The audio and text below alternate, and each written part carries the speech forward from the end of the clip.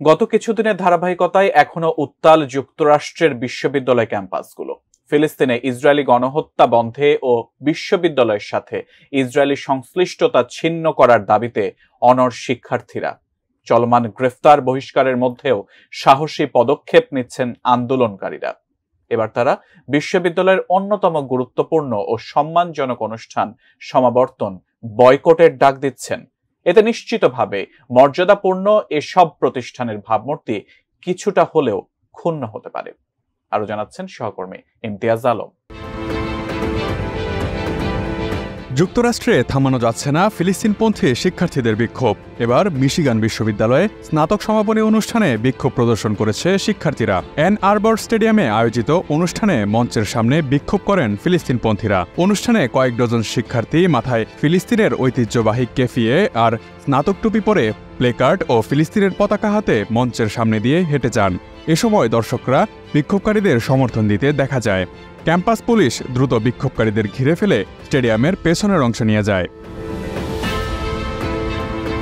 অন্যদিকে ভার্জিনিয়া বিশ্ববিদ্যালয়ে পুলিশের সঙ্গে ধস্তাধস্তি হয়েছে বিক্ষোভরত শিক্ষার্থীদের।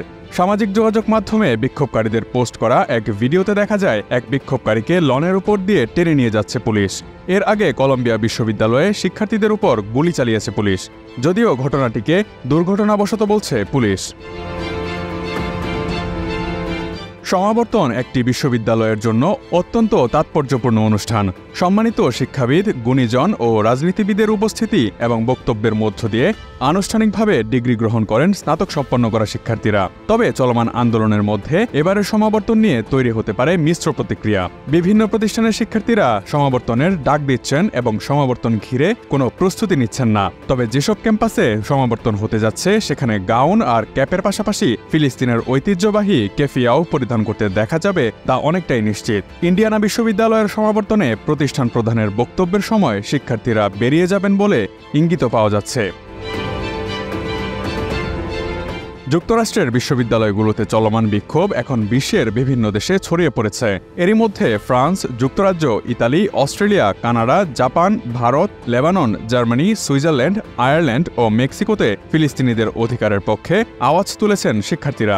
শুক্রবার জার্মানির বার্লিনের হামবোল্ট বিশ্ববিদ্যালয়ের বাইরে বিক্ষোভ করে শিক্ষার্থীরা, পরে পুলিশ তাদের সরিয়ে দেয়। আয়ারল্যান্ডের ট্রিনিটি কলেজ ডাবলিনের শিক্ষার্থীরা শুক্রবার ফিলিস্তিনের প্রতি সংহতি প্রকাশে অবস্থান কর্মসূচি পালন করেন।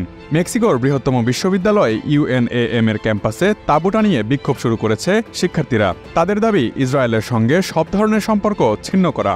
সুইজারল্যান্ডের লুজান বিশ্ববিদ্যালয়ের একটি ভবনের প্রবেশপথ বন্ধ করে দিয়ে বিক্ষোভ প্রদর্শন করেছে প্রায় শতাধিক শিক্ষার্থী।